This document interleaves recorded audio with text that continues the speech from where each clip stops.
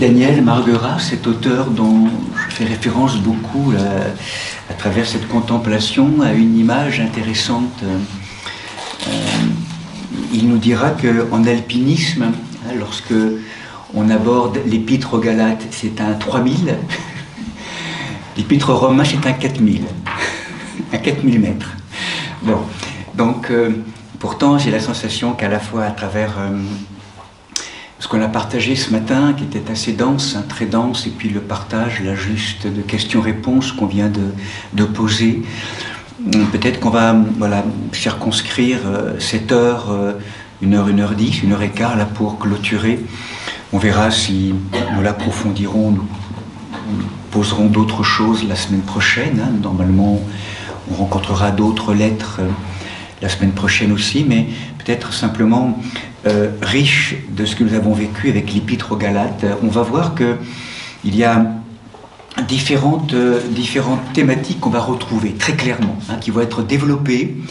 Alors l'Épître aux Romains, elle est régulièrement placée toujours quand on ouvre le livre du Second Testament, après les évangiles, Actes des Apôtres, dans Évangile de Matthieu, Marc, Luc, Jean.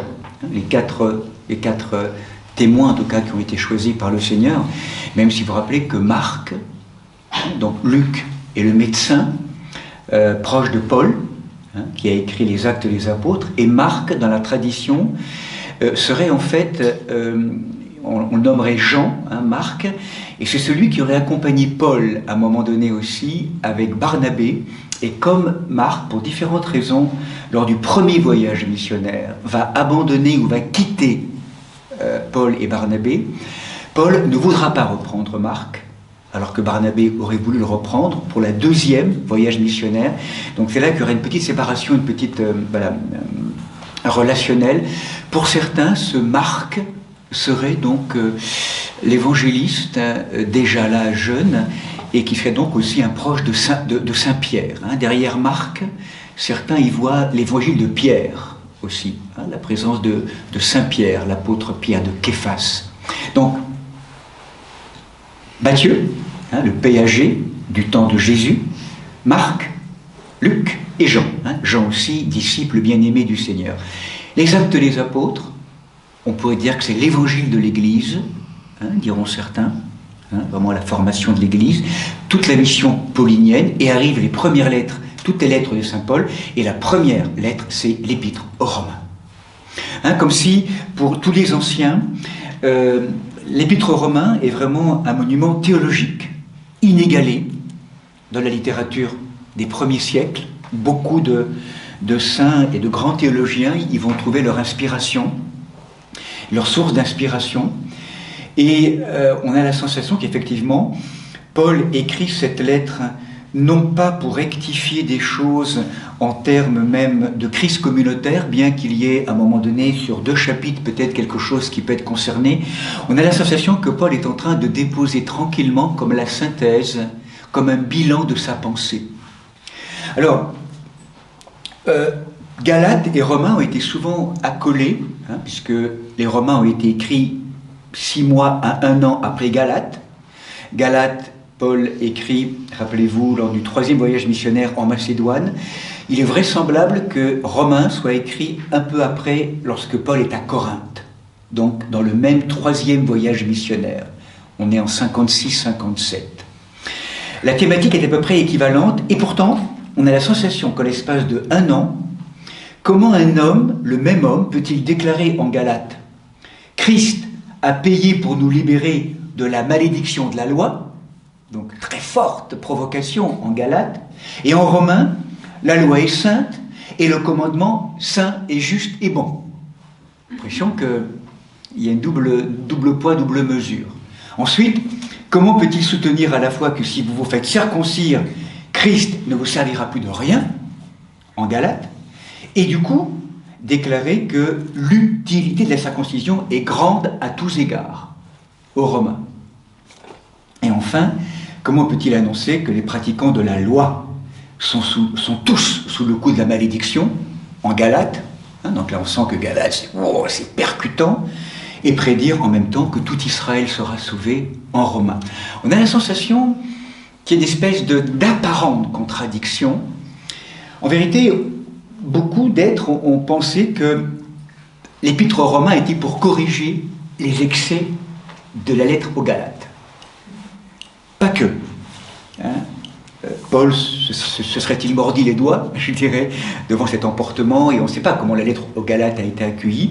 En tout cas, on a la sensation qu'en vérité, Paul reprend dans cette épître, recadre, et peut-être resitue une position plus juste, plus ajustée par rapport au judaïsme. Hein, comme si on a l'impression que le Paul chrétien, je dirais, abandonné, donné, on l'a ô combien vu tout au long de cette journée, à cette présence du Christ mort et ressuscité, quelque part va recadrer aussi sa posture en tant qu'ancien pharisien, je dirais, par rapport aussi au monde judaïque, hein, au monde juif de l'époque.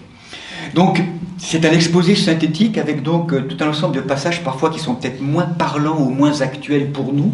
C'est pour ça qu'on va peut-être rejoindre 3-4 passages qui font un peu saillie pour que ce soit aussi cohérent dans notre vie actuelle, si vous le voulez. Hein. Donc, voilà. On va peut-être forcément faire des sélections.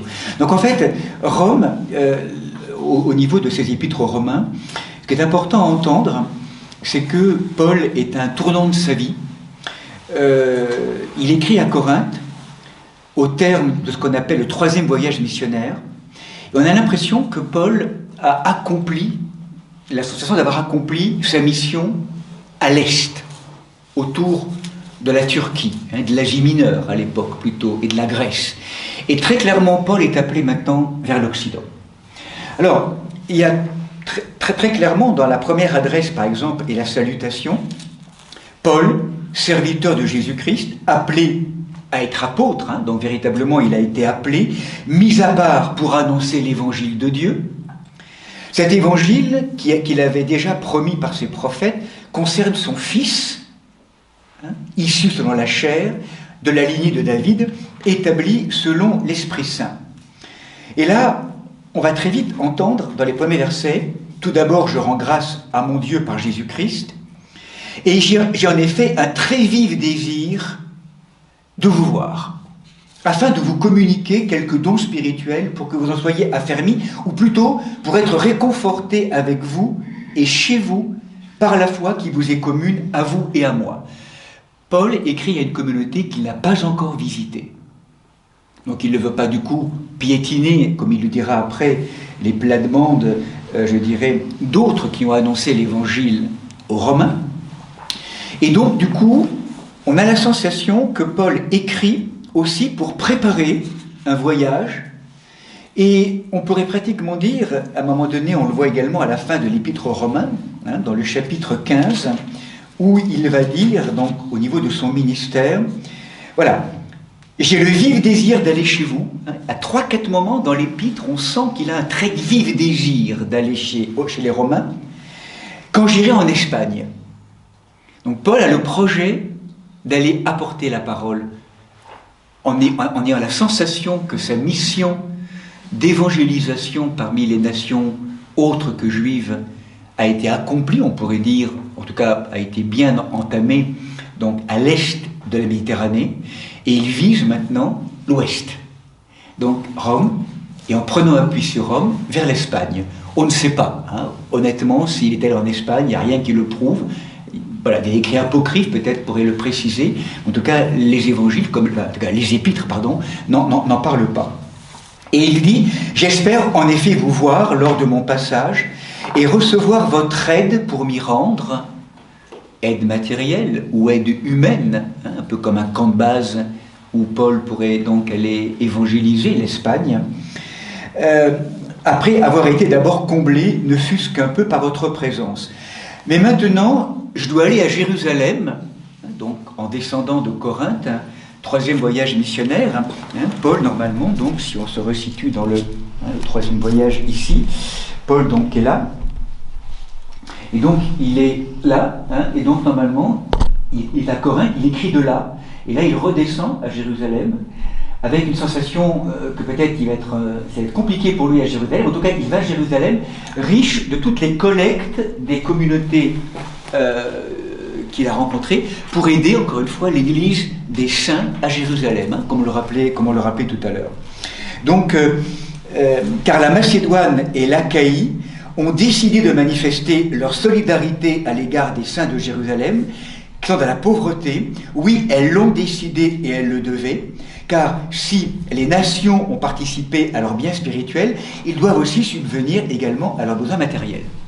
Et donc, du coup, quand j'aurai terminé cette affaire et leur aurai remis officiellement le produit de la collecte, j'irai en Espagne en passant chez vous. Et je sais qu'en allant chez vous, c'est avec la pleine bénédiction du Christ que je viendrai. Voilà, et là il dit quand même après, mais je vous exhorte, frères, par notre Seigneur Jésus-Christ et par l'amour de l'Esprit, à combattre avec moi, eh bien, afin que j'échappe aux incrédules de la Judée et que le secours que j'apporte à Jérusalem soit bien accueilli par les saints. Ainsi pourrais-je arriver chez vous dans la joie.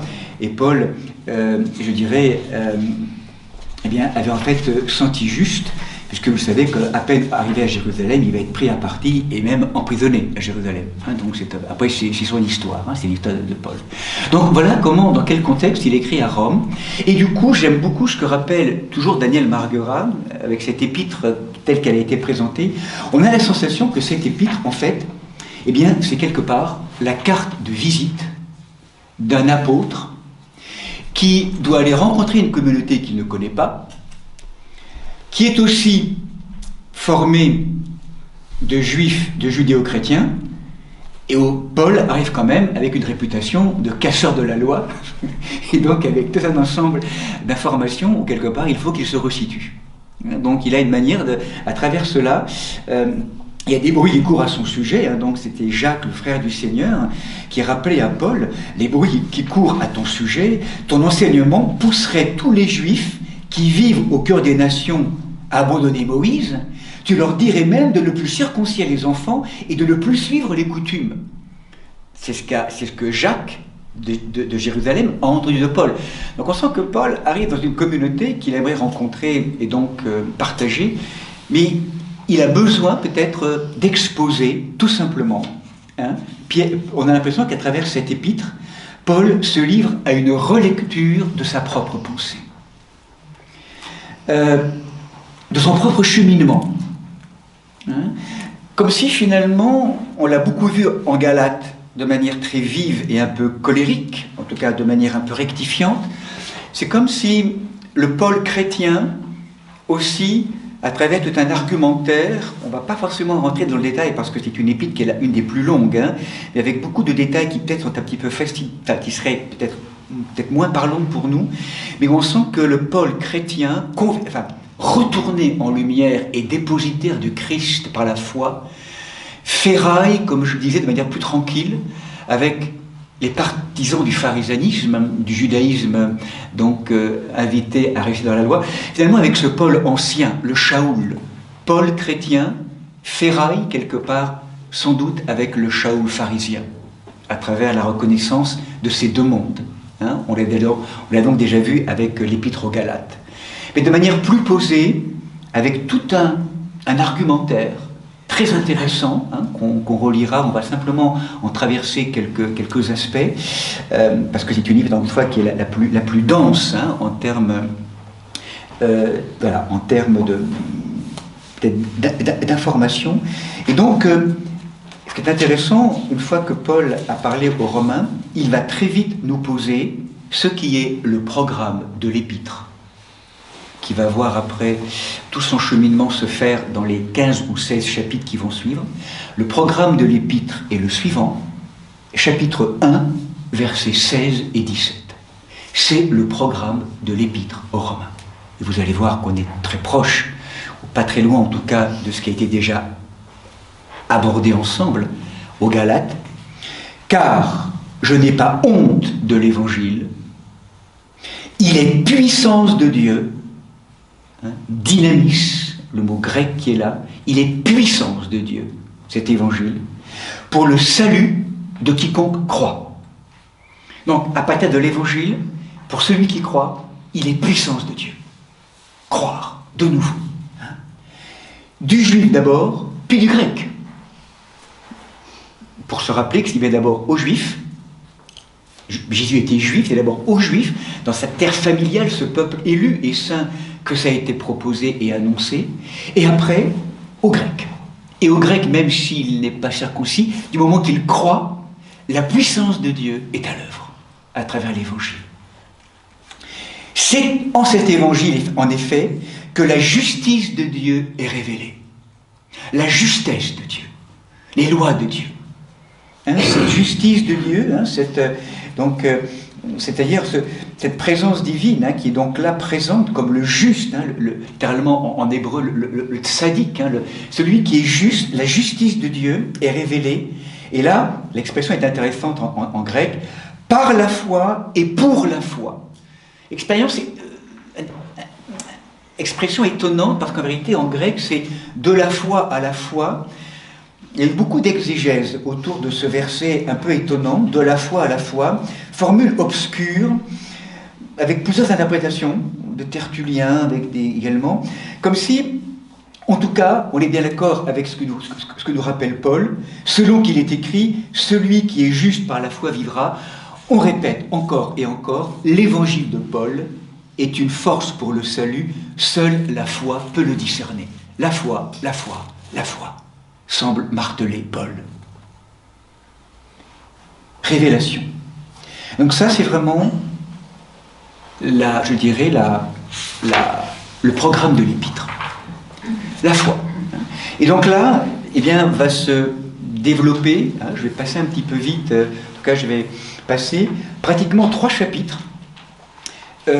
Et Paul, donc, en disant finalement, et ça, quand on a abordé l'épître aux Galates, cette thèse de l'épître aux Romains n'est pas une surprise, que l'homme n'est pas justifié par les œuvres de la loi, ce matin on l'a rappelé, mais seulement par la foi en Jésus-Christ, reconnu comme sauveur et qui vient nous libérer vraiment de toutes ces formes de... cette loi de l'amour en vérité, quand on dit que la foi en Jésus-Christ, c'est finalement la foi en celui qui a pris... Donc la loi a pris visage. Jésus, c'est le visage incarné, totalement accompli de la loi que signifiait la Torah. L'amour. L'amour de Dieu, l'amour du prochain, l'amour de soi-même. C'est la condensée de la loi et Jésus est le visage, la présence qui incarne en plénitude, je dirais, ce que la loi vient nous décrire et nous définir dans le Premier Testament. Et du coup, c'est plus un assujettissement à la loi, mais c'est de visage à visage, dans une rencontre de cœur à cœur. C'est plus un ajustement par la loi, une forme de, on l'a rappelé, mais vraiment un acte de foi et de confiance où ma vie désormais est donnée, abandonnée, réordonnée à toi, mon Seigneur et mon Dieu. C'est toi qui me rends juste, qui me justifie. C'est ton œuvre en moi qui vient me justifier. Et du coup, la qualité principale devient l'acte d'abandon, de confiance. Et donc du coup d'obéissance à une présence à qui je redonne totale autorité dans ma vie. Et du coup, tout ce qui peut être prescription d'une loi extérieure s'édulcore, ou plutôt est relativisé. C'est pas comment dire, c'est comme tant qu'on est dans la loi extérieure, on est un peu dans le monde structurant de l'analyse, un peu de la lumière. La foi nous plonge dans le cœur. C'est de mon cœur à ton cœur. Et parce que j'ai confiance en toi, mon Seigneur et mon Dieu, je donne tout mon être à ta présence.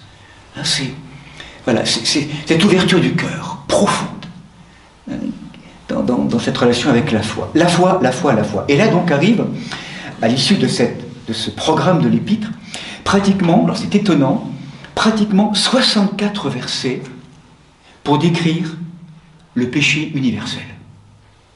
Donc, je vais passer un petit peu vite parce que c'est vrai que pas toujours évident. En fait, Paul brosse un tableau sinistre de l'humanité pécheresse. L'humanité prise en main par des forces...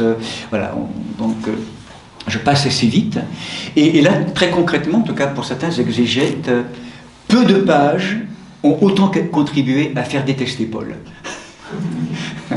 Donc, à travers tout un ensemble de diatribes, alors il va donc d'abord commencer par le péché des païens, c'est-à-dire des non-juifs, pour aussi finalement, à travers tout un ensemble d'argumentaires, en lien avec une rhétorique à l'époque, hein, peut-être qui est moins parlante aujourd'hui, mais avec les philosophes stoïciens, enfin toute une pratique aussi oratoire et rhétorique, hein, qui était là, pour en fait donner un petit peu de, oui, je dirais comment on pourrait dire, de crédit du coup aussi à ces frères juifs, en disant quand même les païens, mon Dieu, qu'est-ce qu'ils sont pas bons, enfin je dirais, hein, donc, mais dans tous ces versets, rien n'est proprement paulinien, diront certains. C'est une rhétorique habituelle associée donc à la philosophie grecque, et donc il emprunte le point de vue de l'adversaire pour le retourner en finale, hein, on va le voir. Donc là, le péché de toutes les êtres qui sont là, mais qui sont aussi les nôtres en fait, hein, il dit donc en fait, ils sont donc inexcusables, puisque connaissant Dieu, ils ne lui ont rendu ni la gloire ni l'action de grâce qui reviennent à Dieu. Au contraire, ils se sont fourvoyés dans leurs vains raisonnements et leur cœur insensé est devenu la proie des ténèbres. En prétendant sages, ils sont devenus fous. Bref, avec les convoitises dans leur cœur, l'impureté, où ils avilissent eux-mêmes leur propre corps. Bref, dans ce qu'on a tout à l'heure partagé de cette chair prise en main par des passions, une matière prise au piège par des forces d'égocentrisme forcené, où jouissance, possession et puissance sont ligotées au nom d'une toute-puissance de l'être humain sans Dieu, donc à travers le drame d'une humanité babylonienne, je dirais. Une humanité prise au piège, prostituée, adultère, dans différents aspects. On ne va pas forcément le décrire. Il y a quelques aspects, vous le savez aussi, qui ont été utilisés dans ces paroles comme étant une propagande anti-homosexuelle, hein, donc à travers aussi ce texte de saint Paul, lorsque Paul combat aussi, ou en tout cas dénonce, mais en lien avec tout un ensemble, je dirais, de dimensions luxurieuses, de perversité, ce moment également de rapport contre nature, de femmes entre elles et d'hommes entre eux, hein, donc ça c'est très clairement décrit aussi là, en étant vigilant, hein, parce que ça a été souvent utilisé pour justement venir contrer cette notion de l'homosexualité, qu'en fait, en lien avec le prédicateur protestant que j'aime beaucoup, qui est aussi Élian Cuvillier, hein, qui est actuellement à Montpellier, tout ce qui est dit là dans ces paroles concernant donc les femmes qui ont échangé les rapports naturels avec des rapports contre nature, et les hommes d'eux-mêmes, hein, donc ils s'enflamment de désir les uns pour les autres, hein. C'est comme si là, il n'est pas question d'une théologie sur l'homosexualité, mais plutôt d'une rhétorique à l'époque, hein, dans un monde culturel particulier, et où finalement il faut replacer tout ce qui vient d'être dit dans cette perspective très clairement dans le fond aussi, hein, que vraiment Paul nous rappelle que sa thèse est le fait que l'évangile est puissance de Dieu pour le salut de quiconque croit, et sur le fond de rappeler que Paul se prononce sur l'accueil de toutes les personnes dans le Christ, en déclarant qu'il n'y a plus ni juif, ni grec, ni esclave, ni homme libre, ni l'homme, ni la femme, car tous vous n'êtes qu'un en Jésus-Christ. Donc cet accueil inconditionnel, sans limitation de religion, de statut ou de sexe. Vous vous rappelez donc cette parole qu'on avait donc rappelée aux Galates.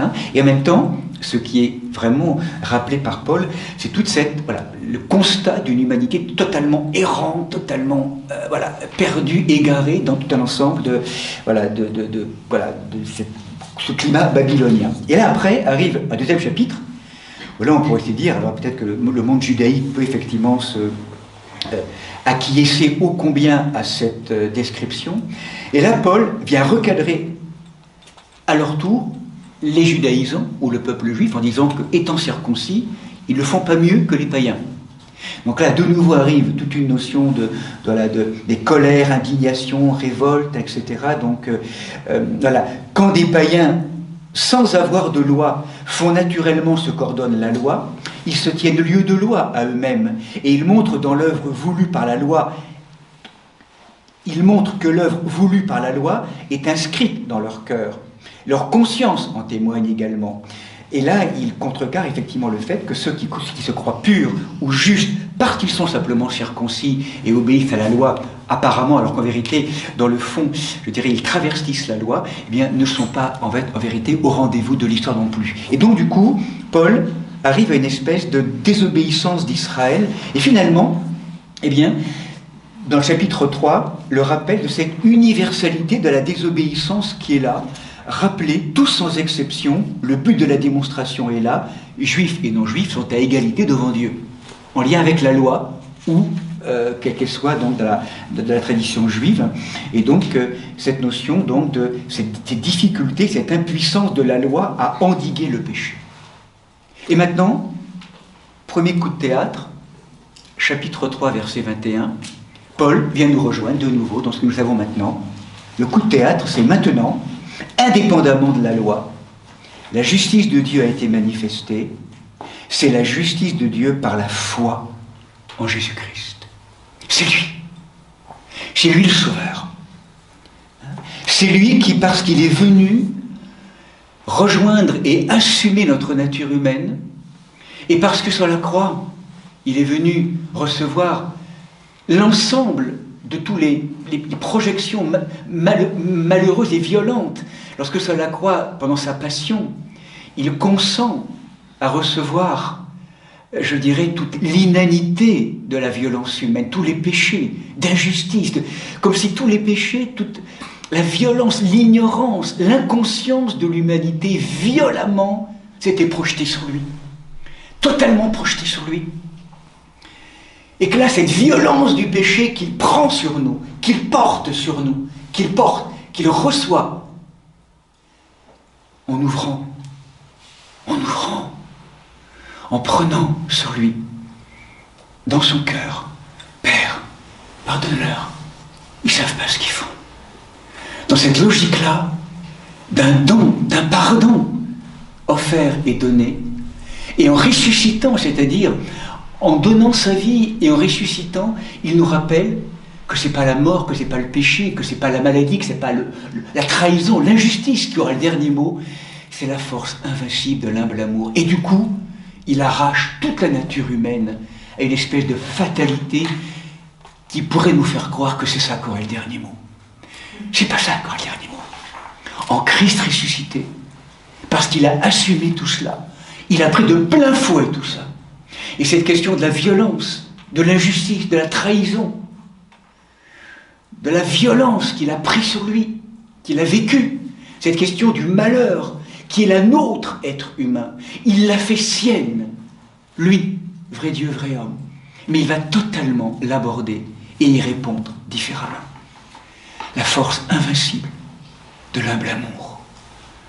Vous aurez beau me maltraiter, me violenter, me piétiner, tout ce péché dans lequel je suis violenté, ça ne m'empêchera pas de vous aimer. L'amour est plus fort que tout. Comme une espèce d'aspiration du péché.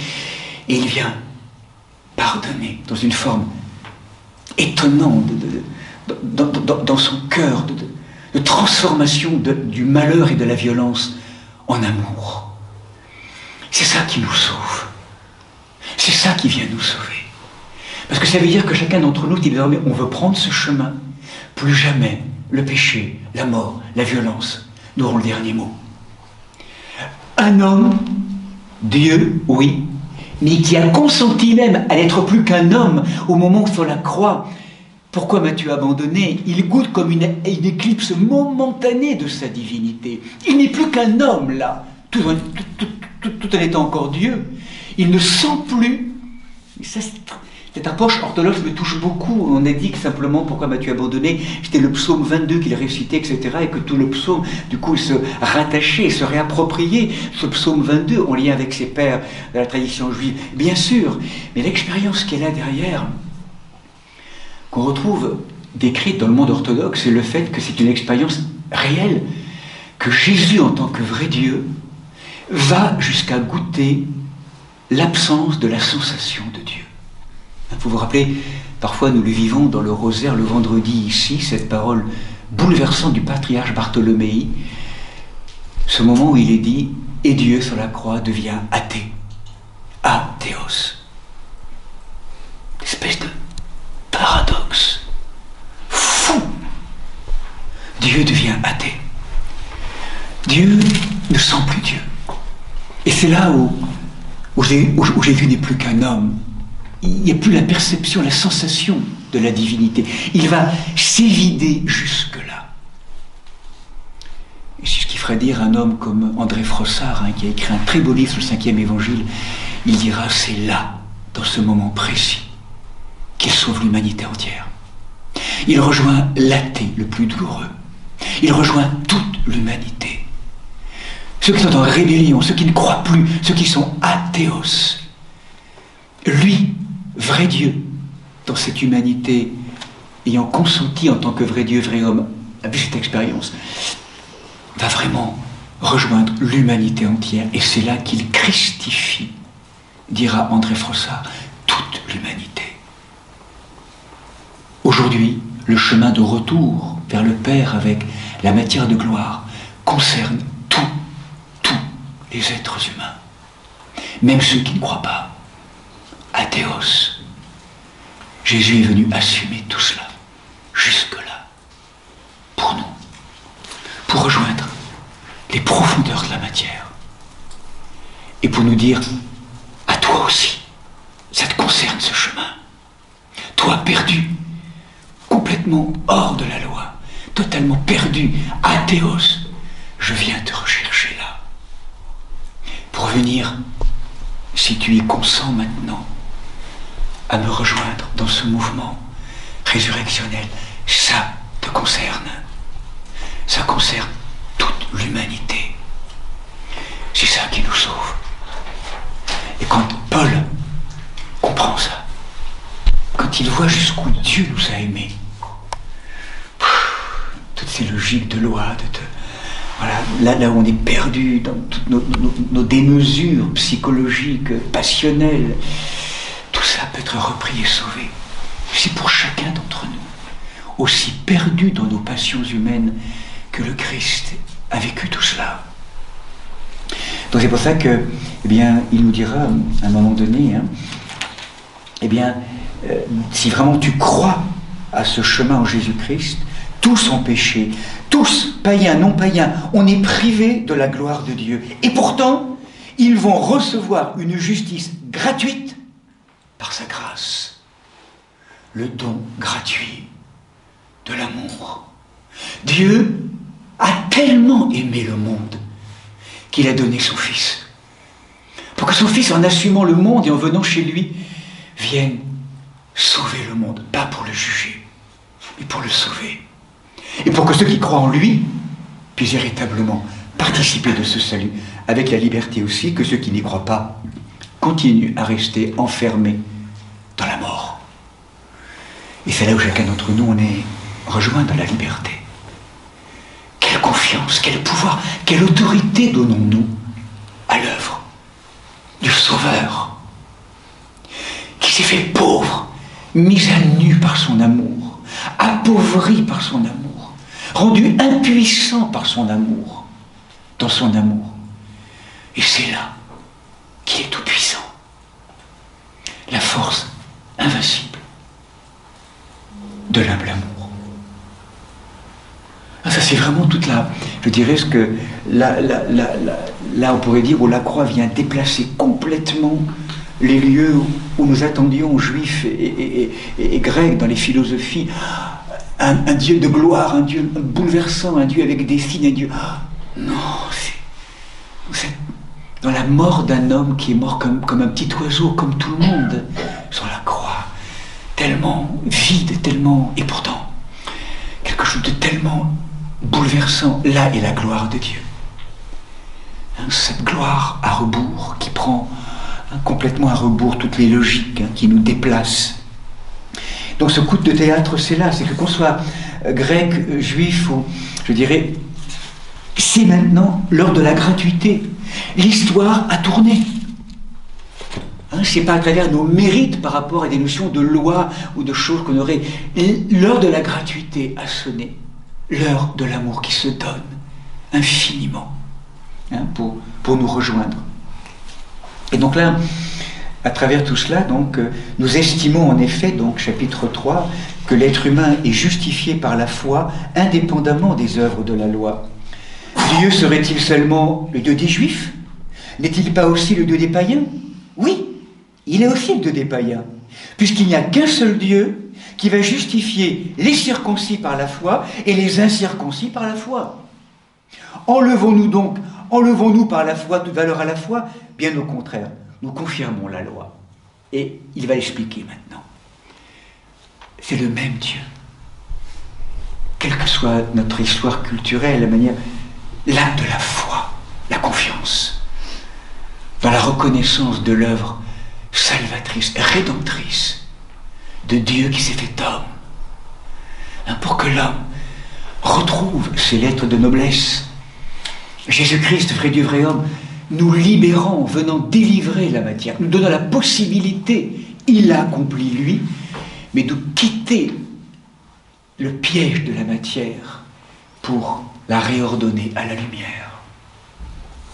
Donc là, il va de nouveau, chapitre 4, nous redonner et repartir avec Abraham, comme avec les Galates. Et là, effectivement, il ne va pas partir de la promesse de ce matin, mais de la circoncision. Et donc là, justement, on le rappelait tout à l'heure avec la question de Daniel, en fait, il va prouver à nouveau, finalement, il dit, mais la foi d'Abraham, qui lui fut comptée comme justice, dans quelles conditions le fut-elle? Est-ce que c'est avant ou après sa circoncision? Mais non, pas après, mais avant. Donc ça veut dire que le signe de la circoncision lui fut donné comme sceau de la justice reçu par la foi. Donc c'est la foi d'abord qui est en premier. Et Abraham crut. Yod et Vav Elohim. Et la circoncision vient après. Donc pour ceux qui pourraient se targuer que c'est la circoncision qui sauve avec la loi qui vient après, non. La promesse par la foi est première. Donc rappelez-vous, c'est tout cet argumentaire que Paul va rappeler au fur et à mesure, en reprenant toute cette démonstration, que le rappel de la saga d'Abraham, on pourrait dire ainsi, convainc que la circoncision n'est pas une condition pour être accueillie par Dieu. C'est la foi. C'est avant. En tout cas dans l'histoire du peuple hébreu.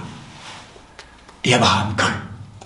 Devant ce bouquet d'étoiles, l'improbable, l'impossible humainement.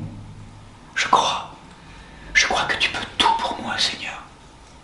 Si je me donne à toi, si je te laisse œuvrer, si je ne mets pas de limite à ta présence, ton amour est tellement fou qu'il va venir déborder. Ma tentation ou ma tentative, je dirais, de refuser ton amour. Pratiquement quelque chose de cet ordre-là. On pourrait dire effectivement qu'il y a quelque chose que cet amour est tellement fou qu'il vient vraiment déborder, je dirais, cette manière qu'on aurait de pouvoir limiter par la loi ce don de l'amour. Et donc, du coup, arrive donc ce première étape dans l'Épître aux Romains, qui va être poursuivie par la seconde, donc nous l'avons vu, nous venons de le voir, justifiés par la foi, nous sommes en paix, chapitre 5, avec Dieu, par notre Seigneur Jésus-Christ. Voilà, avec lui et par lui, nous avons accès par la foi à cette grâce en laquelle nous sommes établis. Tous, juifs, nations ou non-juifs, nous sommes tous dépositaires et invités à recevoir cette grâce. Car l'amour de Dieu a été répandu dans nos cœurs par l'Esprit Saint qui nous a été donné. Dans le Second Testament, c'est une des phrases très fortes où on associe le don de l'amour avec l'Esprit Saint. Le don de l'agapé, c'est l'Esprit Saint. Quand nous étions encore sans force, Christ est mort pour nous, qui étions perdus, égarés, totalement perdus. C'est à peine si quelqu'un voudrait mourir pour un juste. À la rigueur, on peut mourir peut-être pour un homme de bien, on pourrait accepter de mourir. Mais Dieu prouve son amour inouï envers nous, c'est qu'il est mort alors que nous, on était déjà complètement inconscients et même pas appelant à être sauvés, ou peut-être un peu, mais en tout cas, totalement à côté. Il nous a tellement aimés qu'au-delà même de ce que nous vivions dans nos oublis et errances, il est venu pour nous sauver, nous délivrer de cette chair perdue, prise en main par des forces de mort. cette chair, encore une fois, qui concerne cette humanité prise en main par des passions désorientées, nous l'avons rappelé tout à l'heure. Donc, après va arriver ce moment aussi fort, donc Paul va définir, donc à travers ce chapitre 15, en comparant Adam et Jésus-Christ, en fait, et donc là où il va signifier que, je dirais, comment on pourrait dire ça, voilà, il va dire en fait que d'Adam à Moïse, finalement, la mort avait régné, mais il n'en va pas du don de la grâce comme de la faute, car si par la faute d'un seul, la multitude a subi la mort, à plus forte raison, la grâce de Dieu, grâce accordée en un seul homme, Jésus-Christ, s'est-elle répandue en abondance sur la multitude. Mais Paul, dans son discours, rappellera que ce n'est pas simplement le péché d'un qui a perdu la multitude. C'est que chacun d'entre nous, nous continuons à nourrir. À la mesure où nous ne pénétrons pas nos profondeurs et où nous continuons à donner tout pouvoir à ces forces de mort, c'est chacun d'entre nous qui continuons, on pourrait dire, à nourrir profondément cette humanité. Et là, arrive un moment important, peut-être important pour nous, justement, dans ce chemin du carême qui rappelle, rappelez-vous, l'importance du sacrement du baptême. C'est justement le propos que va dire en fait Paul pour définir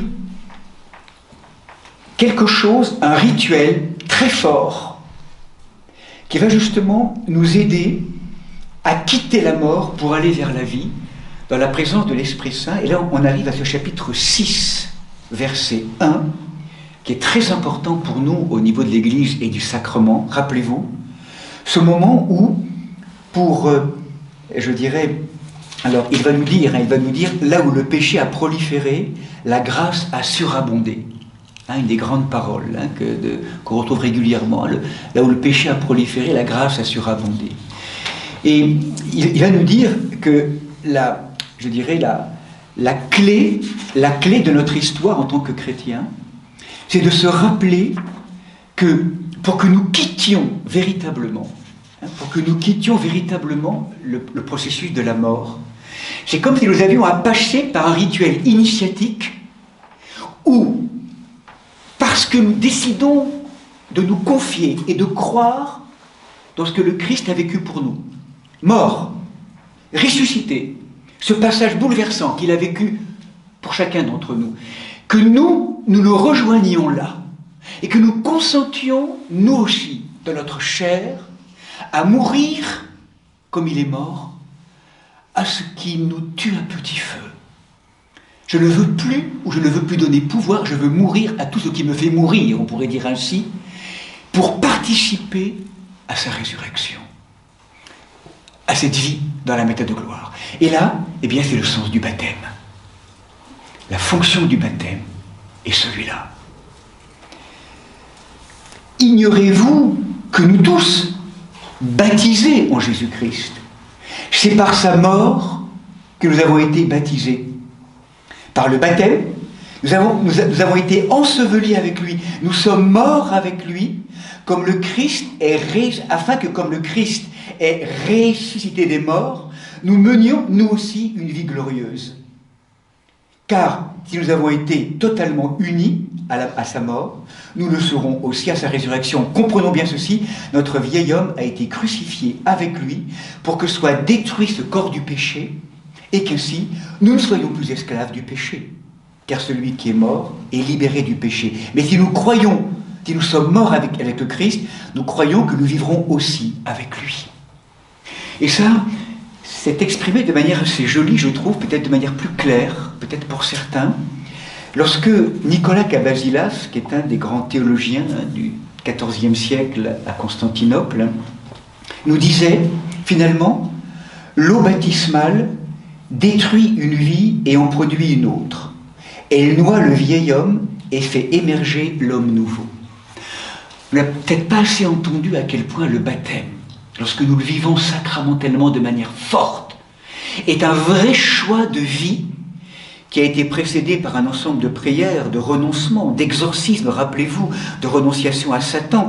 Voilà pourquoi le temps de Pâques et du Carême est un temps précieux, où quelque part, nous nous rappelons que nous avons encore et encore à renoncer à toutes ces forces de mort qui n'arrêtent pas de nous fasciner et auxquelles nous sommes encore confrontés. Et le monde, aujourd'hui, nous baigne là-dedans, dans ces notions totalement où nous donnons tout pouvoir aux forces diaboliques, quelque part, tout ce qui nous est proposé, et comment régulièrement, jour après jour, il nous faut faire ce retournement de quitter la mort pour véritablement choisir la vie, de ne plus donner autorité à ces forces de mort qui règnent sur nous.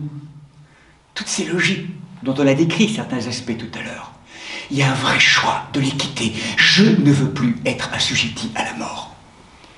Et du coup, ce baptême pour les anciens avait une force, une notion très puissante, c'est qu'en plongeant dans l'eau, et c'est ce que vivent tous les catéchumènes qui vont se préparer à ça pour le carême, la nuit de Pâques, et ils sont accompagnés pour ça, dans cette explication-là, c'est comment le moment de Pâques, de la Semaine Sainte, où nous célébrons la mort, résurrection, eh bien, ils vont aussi, et nous aussi, quelque part, en les accompagnant, et c'est le sens du carême, réapprendre à mourir avec le Christ. C'est très palpable comme expérience. Ce n'est pas une expérience extérieure, ça nous concerne de tous. C'est décider vraiment, avec le Christ, de mourir. Cette eau baptismale est un tombeau, où nous mourrons à l'ancienne humanité, au vieil homme, que nous laissons là. Mourir, hein, elle noie le vieil homme, hein, nous dit Nicolas Cavagilas. Hein, elle noie le vieil homme, hein, et fait émerger l'homme nouveau. Dans un mystère d'amour absolument étonnant, cette eau devient à la fois le tombeau du vieil homme, et en même temps, greffé au Christ, lui en qui on a donné notre foi, eh bien, on va être repris et ressuscité, participant de ce mouvement de résurrection.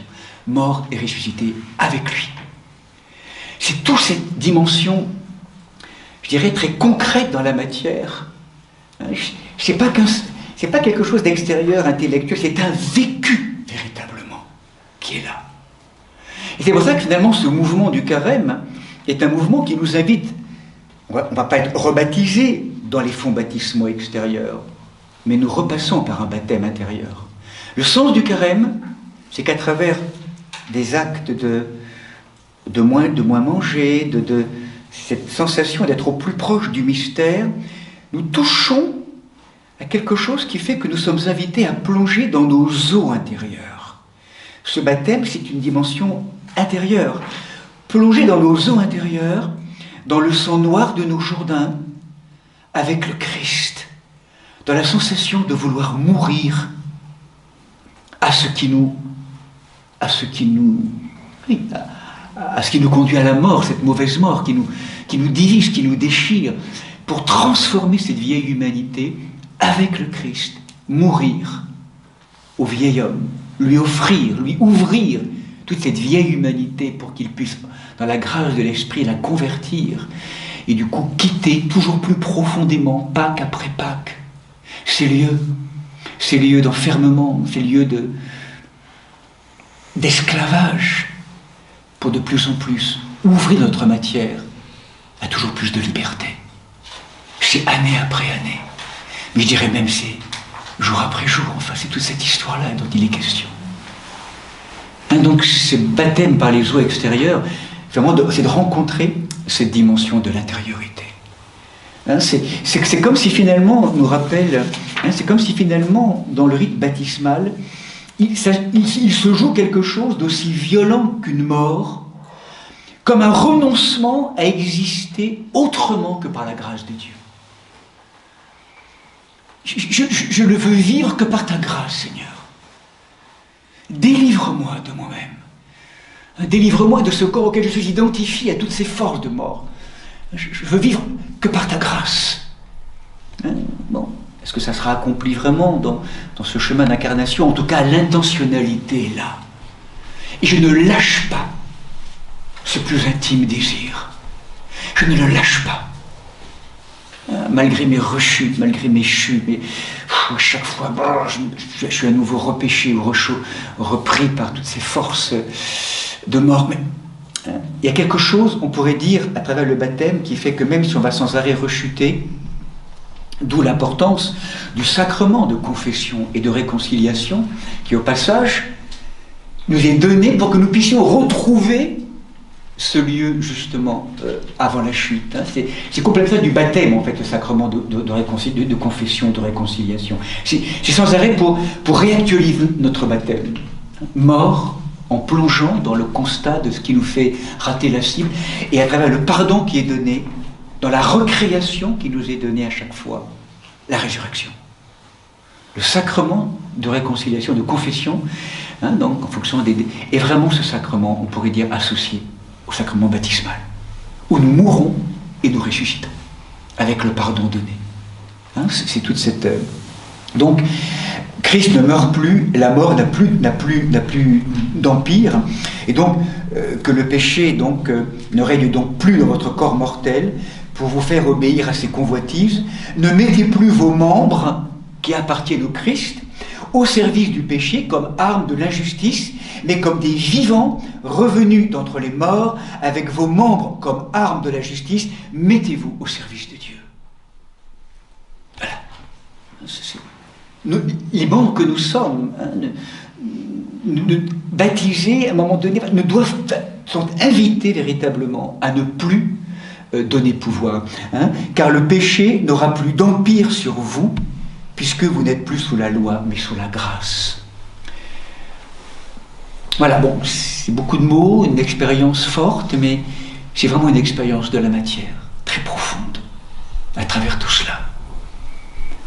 Hein, et c'est pour ça que ce baptême, hein, la nuit de Pâques, lorsque les baptisés sortant de l'eau vont venir aussi après rejoindre la procession des fidèles et qu'ensemble on va rentrer avec la notion de l'annonce de la résurrection, avec leur robe blanche, ils sont le témoin de cette reconstruction, de cette régénération, de la nouvelle création. C'est ça que nous portons, qu'on n'arrête pas d'oublier. Et le carême est là pour nous rappeler. C'est l'école du souvenir, de la mémoire, de nous rappeler tout ce qui est déposé en nous, qui a été déposé de manière plénière au code de notre baptême. Hein, donc c'est... Alors, maintenant, libérés du péché et devenus donc serviteurs de Dieu, vous portez les fruits qui conduisent à la sanctification et leur aboutissement, c'est la vie éternelle. Hein, donc là, je continue, chapitre 6. Et là, on entre dans le chapitre 7, ce chapitre magnifique, hein, où finalement, Paul va rectifier et où il va nous dire, en fait, « Ignorez-vous, frères, je parle à des gens compétents en matière de loi, que la loi n'a autorité sur l'homme qu'aussi longtemps qu'il vit. » Par exemple, une femme mariée qui est liée par une loi à un homme tant qu'il vit. Mais s'il vient à mourir, elle ne relève plus de la loi conjugale. Donc, si du vivant de son mari, elle appartient à un autre, elle est appelée adultère. Mais si le mari est à mourir, elle est libre à l'égard de la loi, en sorte qu'elle ne sera pas adultère en appartenant à un autre. Et bien c'est pareil pour nous intérieurement. Quand le Christ nous a coupés ou nous a sortis de la contrainte de la loi, nous sommes désormais invités à quitter cet état d'assujettissement à la loi extérieure, mais de redonner, vous de même mes frères, par le corps du Christ, vous êtes invités à appartenir à un autre qui n'est plus l'ancienne loi, mais de nouveau le nouvel époux, on pourrait dire, le ressuscité d'entre les morts, afin que nous portions des fruits pour Dieu. En effet, quand nous étions dans la chair, les passions pécheresses se servant de la loi agissaient en nos membres afin que nous portions des fruits pour la mort. Mais maintenant, morts par le baptême à ce qui nous tenait captifs, nous avons été affranchis de cette loi, de sorte que nous servons désormais sous le régime nouveau de l'Esprit Saint. Hein, je ne sais pas si je suis clair en fait, cette notion de toute cette transformation qui se passe là, donc de manière profonde. Alors, ensuite, Paul, dans l'épître, va donc continuer son discours, et c'est là où il va rectifier un petit peu ce qu'il avait posé aux Galates, en tout cas nuancé. La loi de Moïse, il va le décrire ainsi, est sainte. Jamais de la vie, la loi donc n'est pas péché, elle est sainte. Mais, jamais de la vie, mais ce qui va se passer, c'est que saisissant l'occasion, le péché a produit en moi toutes sortes de désirs par le moyen du commandement. En fait, ce qu'est en train de nous dire Paul, la loi, elle est juste, elle est sainte. Mais par contre, chez la manière dont on va interpréter la loi va être habitée par le péché que Paul décrit comme étant une instance, on pourrait dire presque personnelle, et c'est lui, d'une loi habitée par le péché, qui va nous faire quitter, qui va rendre la loi absolument contraignante et prisonnière, dans des logiques donc de mort.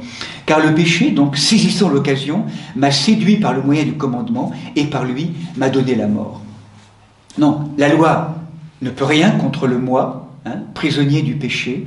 Donc finalement, ce qui est important à entendre, et là il va décrire quelque chose que l'on connaît bien, en fait, vous le savez, ce moment où il va dire, Paul, effectivement, je ne comprends rien à ce que je fais, ce que je veux, je ne le fais pas, mais ce que je hais, je le fais.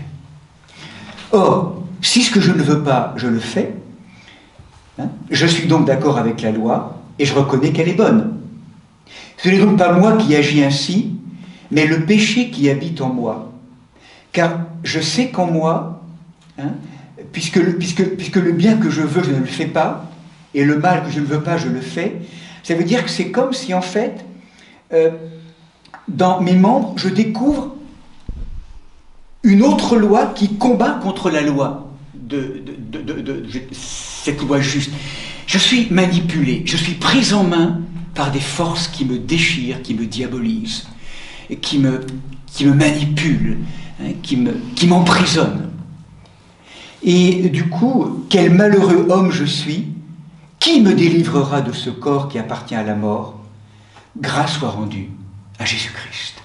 C'est lui, sur la croix, qui vient terrasser toutes ces forces qui empoignent la matière et qui l'empêchent de vraiment vivre ce pourquoi elle a été créée.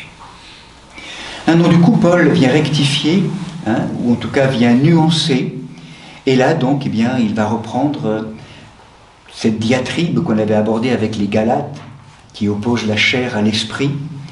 Et il dira, le mouvement de la chair est révolte contre Dieu. Donc encore une fois, n'oublions pas, la chair, c'est pas le corps. La chair, corps, âme, esprit, dans l'approche de saint Paul, c'est une chair passionnée, une chair prise en main par des forces de mort, des forces passionnelles, des forces, je dirais, de ce climat babylonien, ces forces, on le rappelle, la jouissance, la possession, la puissance sont au service de ces forces, voilà, ces forces qui s'opposent justement à Dieu, qui se révoltent contre Dieu. C'est une matière qui renie, qui se prend pour Dieu, ou qui se passe de Dieu. Donc, elle ne se soumet pas à la loi de Dieu, elle ne le peut même pas. Sous l'empire finalement de cette chair blessée, prise en main, on ne peut pas plaire à Dieu. Or vous n'êtes plus sous l'emprise ou l'empire de cela, mais de l'esprit, puisque l'esprit de Dieu habite en vous. Voilà, donc tout un ensemble de paroles. Et si vous vivez de façon charnelle, vous mourrez, mais si par l'esprit vous faites mourir ou vous mutez à votre comportement simplement charnel, vous vivrez. En effet, ceux-là sont fils et filles de Dieu, qui sont conduits par l'Esprit de Dieu. Vous n'avez pas reçu un esprit qui vous rende esclave et qui vous ramène à la peur, mais un Esprit Saint qui fait de vous des enfants adoptifs par lequel nous crions « Abba, Père ». Cet Esprit lui-même atteste à votre esprit, l'Esprit Saint, qui vient rejoindre le nous, notre esprit, anthropologiquement, l'Esprit Saint, le pneuma qui vient rejoindre notre esprit, que nous sommes enfants de Dieu, enfants et donc héritiers de Dieu, co-héritiers du Christ. Et lorsque saint Paul parle de l'adoption, j'aime bien ce qu'en dit le père Éloi Leclerc. Le terme adoptif parfois peut être impropre. Il ne traduit pas pleinement la pensée de Paul. Il ne s'agit pas d'une adoption juridique ou même affective, mais d'une véritable communication de vie. Le Père ne nous considère pas seulement comme ses enfants, nous le sommes réellement. Je ne sais pas comment dire ça. Il y a cette filiation divine profonde qui est là. Tout un ensemble de paroles, mais qui vient honorer en partant de notre vie, souvent au cœur du monde, prise en main par des forces de mort, et qui vient nous ramener à cette dimension.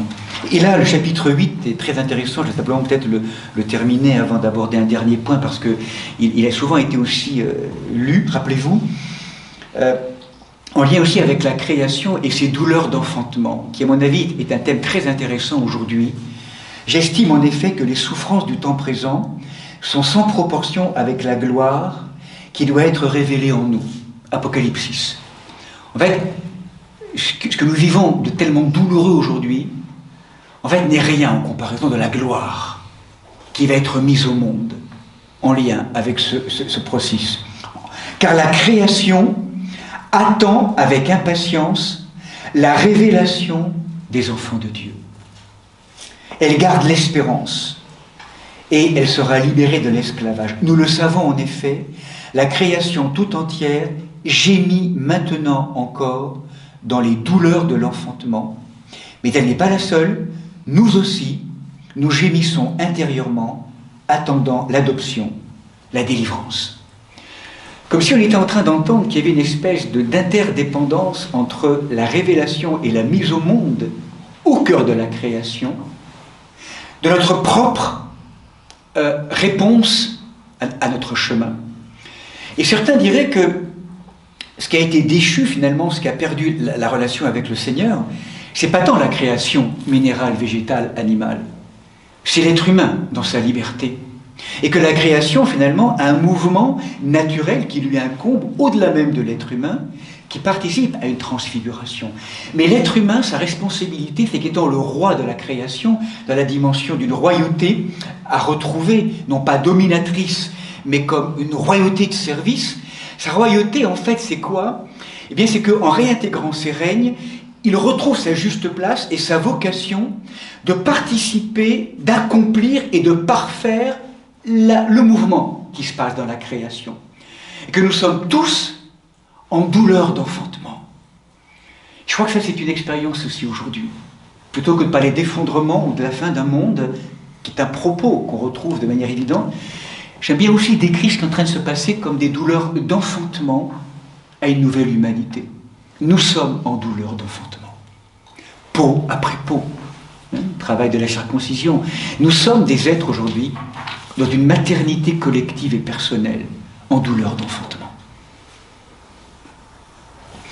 Et c'est là où nous avons, voilà, plus nous allons nous participer dans la dimension de sujet, plus nous entendons ce pourquoi on a été créé, fils et filles invités à ces dignités royales, plus nous quittons finalement ce à quoi nous donnons autorité aujourd'hui, qui est d'être esclaves, et que nous voulons quitter cela, plus nous nourrissons ce mouvement, plus nous participons à la transfiguration et au mouvement de la création et de l'humanité vers ce monde nouveau. Plus nous résistons à cela, et plus nous n'honorons pas ce pourquoi on a été créé, mais que nous restons endormis, indolents, une espèce de logique d'ignorance et d'inconscience, en restant totalement objet des situations, eh bien nous continuons à nourrir l'entropie, le désordre, et donc nous restons, enfin voilà, tout ça on le sait. Notre responsabilité, tellement importante, fondamentale. Où es-tu, Adam? Où es-tu? Et vous rappelez que quel que soit notre état spirituel ou psychologique, dans ce mot « où es-tu » Ayeka en hébreu, ça, on doit une interprétation aussi du texte hébraïque, de la langue hébraïque, avec Annick de Souzenel, en l'occurrence, cette femme très éclairante dans cette approche du texte biblique. C'est le participe, c'est le futur du verbe frapper, quelque chose de l'ordre de frapper à la porte, comme si dans ce Ayeka, ce qui nous était dit en creux, c'est que où que tu sois, à la fois en mouvement vers, ou éventuellement totalement arrêté, identifié dans un état d'endormissement ou d'indolence, je viendrai frapper à la porte de ta vie pour te rappeler ce pourquoi tu as été créé. Et aujourd'hui, on l'a souvent rappelé, on a quand même la sensation que, à travers ces grands événements de notre monde, quelle que soit après la lecture clivée qu'on peut avoir, voilà, de tout ce qui est en train de se passer, Derrière tout cela, on a la sensation que le Seigneur, il y a une œuvre trinitaire qui vient frapper de manière vigoureuse pour ébranler toutes nos constructions personnelles et collectives pour qu'enfin, dans la sortie de cette espèce d'identification et de prétention à détenir la vérité, ou une espèce de construction d'un paradigme d'un ancien monde, si nous entendons ce qui est en train de se passer de plus en plus, ça va être fort, cette percussion, pour que venons du ciel, ces événements aussi nous rappellent que c'est pour fissurer, pour fêler toutes ces tours, je dirais, qui sont là, pour qu'enfin puisse se déployer et se révéler le Verbe, l'écoute de la présence. Comme si on était dans un moment inouï, tellement douloureux d'enfantement, et qu'en même temps c'est au service de l'avènement et de la venue au jour d'une présence qui appelle à venir, comme une nouvelle conscience, comme une présence lumineuse dont nous serions enceintes collectivement. Comme s'il y avait l'avènement, comme si nous étions tous ensemble, porteurs d'une nouvelle conscience, déjà là et pas encore révélée, en travail de révélation. Et comment nous, on va se situer pour répondre du mieux possible à ce travail d'accouchement, pour tempérer, pour accompagner ces grandes douleurs collectives aujourd'hui, en prenant conscience. Voilà, donc, il y a donc cette parole aussi qui continue toujours, l'Esprit vient en aide à notre faiblesse, car nous ne savons pas prier comme il faut. Au passage, il y a quelque chose d'intéressant aussi, qui nous est rappelé donc à travers la notion du lien avec la prière. L'Esprit Saint vient en aide à notre faiblesse, car nous ne savons pas prier comme il faut, mais l'Esprit lui-même intercède pour nous en gémissement inexprimable. Ça, c'est une indication très forte dans notre prière. On ne sait pas prier. C'est l'Esprit Saint qui vient gémir en nous. Donner la possibilité, et celui qui scrute les cœurs sait quelle est l'intention de l'Esprit. Donc ceux que d'avance il a connus, il les a aussi prédestinés à être conformes à l'image de Dieu. Voilà. Et donc là, eh bien, on va arriver, il y a les 3 autres chapitres maintenant qui vont arriver, qui sont peut-être moins parlants pour nous. En tout cas, très, très, très clairement quelque chose qui est intéressant, à travers ce passage, avec saint Paul. C'est à un moment donné où on se rend compte que la loi est effectivement importante, mais une loi libérée de tout ce qui peut l'empêcher, la contraindre, une loi qui a été habitée par le péché et par l'oubli, donc du coup elle ne répond plus à sa vocation. Et ensuite, il dira, mais en tout cela nous sommes plus que vainqueurs, oui, j'en ai l'assurance, ni la mort, ni la vie, ni les anges, ni les dominations, ni le présent, ni l'avenir, ni les puissances, ni les forces des hauteurs, ni celles des profondeurs, ni aucune autre créature, rien ne pourra nous séparer de l'amour de Dieu manifesté en Jésus-Christ, notre Seigneur. Là, c'est la parole de saint Paul.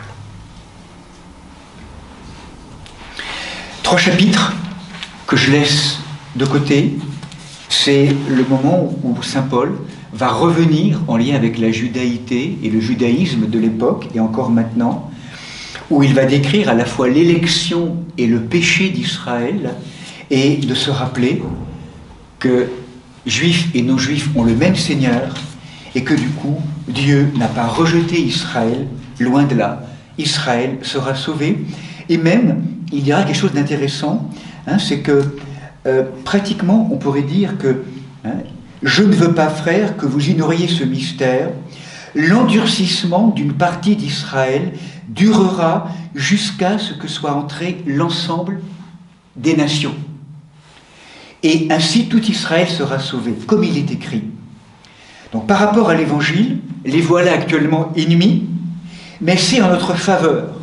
Car du point de vue de l'élection, ils sont aimés, et c'est à cause des pères. et des mères, je pourrais rajouter, hein, il ne le dit pas, mais père et mère, car les dons et l'appel sont irrévocables.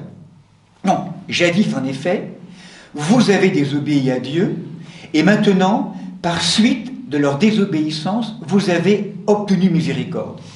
De même, eux aussi ont désobéi, afin que, par suite de la miséricorde exercée envers vous, ils obtiennent alors miséricorde à leur tour. Car Dieu a enfermé tous les êtres humains pour faire à tous miséricorde. Bref, différents arguments pour rappeler que, donc, Israël, bien sûr, sera aussi sauvé dans cet épître aux Romains. Et donc, je termine avec le chapitre 12, 13, 14. Là, on pourrait parler, donc, de la dernière aspect, qui paraît souvent pour certains une fin très décousue, avec la sensation que Paul, là, va mettre tout un ensemble donc dans le même panier, un ensemble voilà, donc plutôt de conseils, d'exhortations, je dirais, dans la vie communautaire.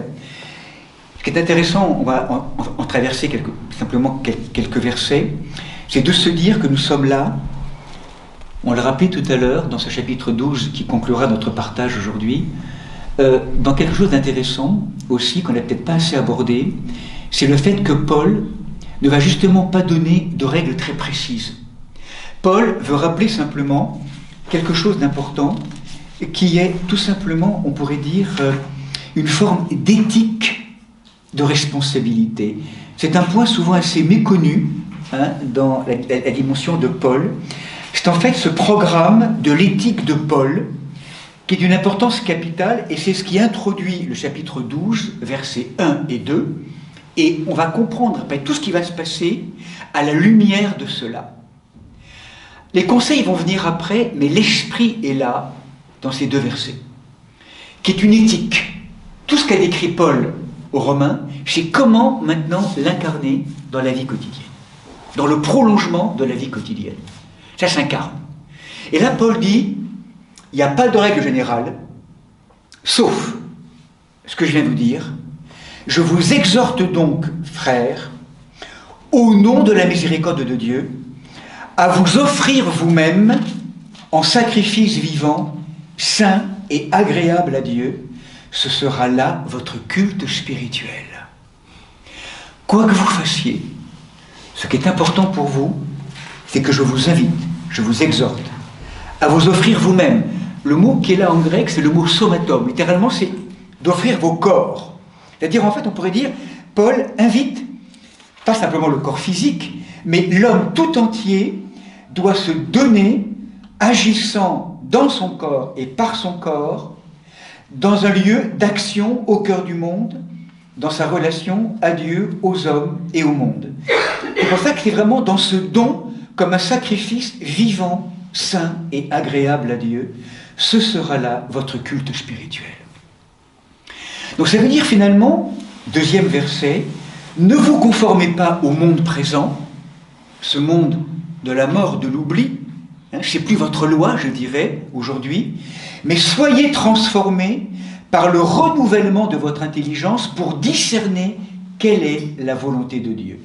Ce qui est bien, ce qui est agréable, ce qui est parfait. Je ne vous impose rien d'autre que cela. C'est-à-dire, je vous exhorte, c'est-à-dire je vous invite à vous donner, à faire du sacré avec vos corps, vos humanités globales. Vraiment, dans tout ce qui est votre engagement au cœur du monde, c'est de vous donner de manière vivante, sainte et agréable à Dieu. Ce sera là comme un culte spirituel. Littéralement, on pourrait dire conforme à la nature de Dieu. Comme si, on pourrait dire, ce culte véritable engage l'être humain tout entier. Donnez-vous. Donnez-vous. De manière généreuse. Soyez au service. Et en même temps, dans ce service saint, vivant et agréable, un peu comme si vous vous donniez dans une forme de culte spirituel. C'est vraiment comme si quelque part, à travers la patène de votre vie, vous vous offriez à Dieu pour faire tout à la gloire de Dieu. En même temps, sans vous conformer au monde, mais en étant transformé par le renouvellement de votre intelligence. Comme si là, ce don d'amour est forcément ordonné à un renouvellement de votre intelligence qui va vous aider à discerner quelle est la volonté de Dieu. La grâce du discernement est une des grandes approches de l'éthique de Paul. Et finalement, il nous dira finalement, à un moment donné, si vous sentez que, en tant que judaïsant et juif, il ne faut surtout pas manger de la viande, des trucs très concrets par rapport aux non-juifs, c'est ok. Si parfois vous sentez qu'il faut le faire, en fait, il n'y a pas de règle. La règle, c'est l'amour. La règle, c'est de ne pas blesser le frère ou la sœur par un comportement qui peut-être au nom d'une loi pourrait être intéressante au niveau obéissance à la loi, mais qui pourrait blesser l'amour ou la pauvreté de votre frère. Vous qui êtes forts dans cette liberté en Dieu, n'allez pas blesser les faibles, ceux qui ne peuvent pas faire autrement que d'obéir aujourd'hui à des logiques. Reliez-vous à eux et ne restez pas enfermés dans des logiques d'assujettissement à une loi parce qu'il ne faut pas que j'en déroge, mais là aussi par amour et par compassion, là c'est le sens du discernement.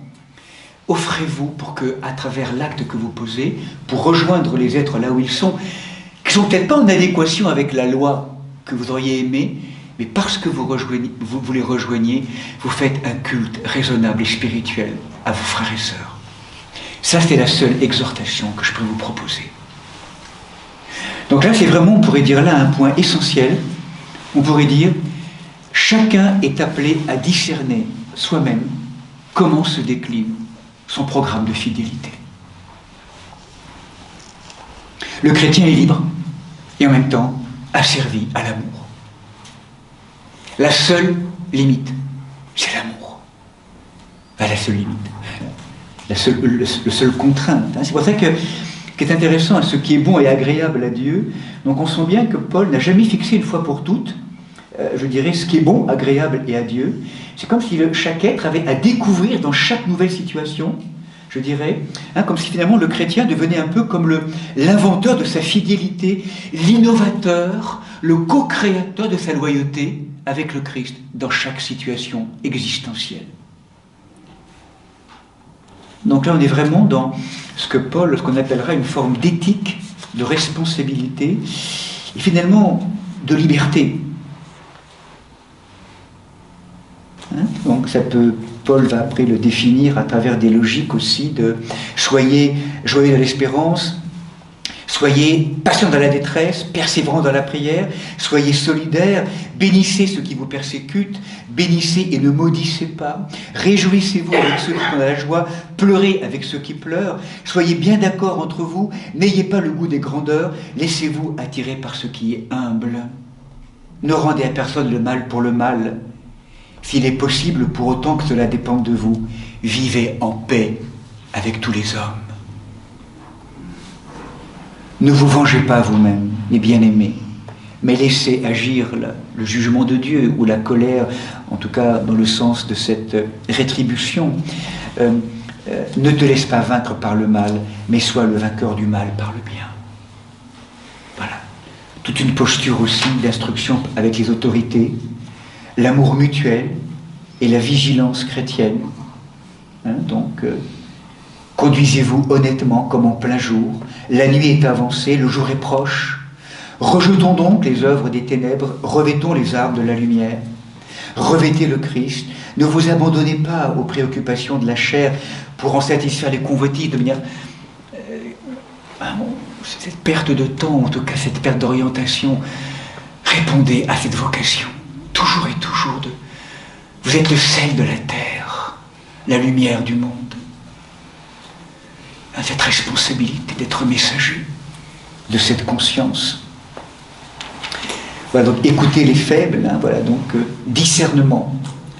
Heureux celui qui ne condamne pas, mais exerce son discernement.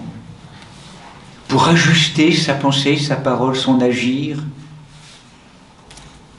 en réponse toujours avec l'agapé, comme sacrifice, comme culte spirituel.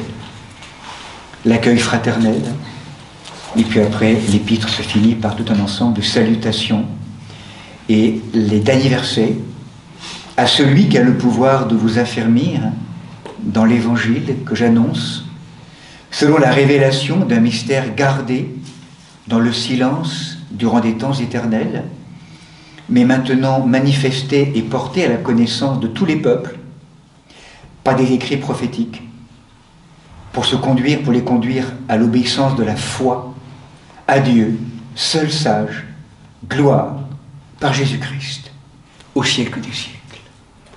Amen.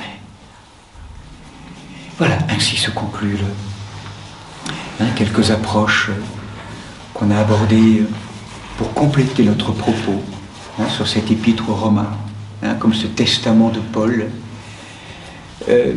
pour certains en tout cas, comme la quintessence de son enseignement, comme une carte de visite.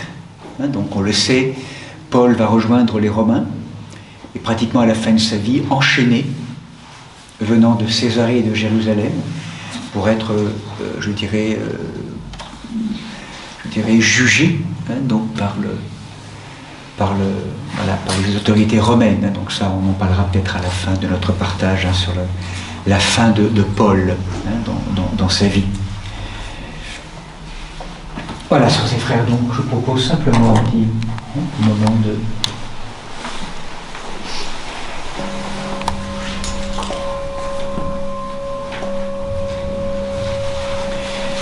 Voilà un petit moment de silence pour déposer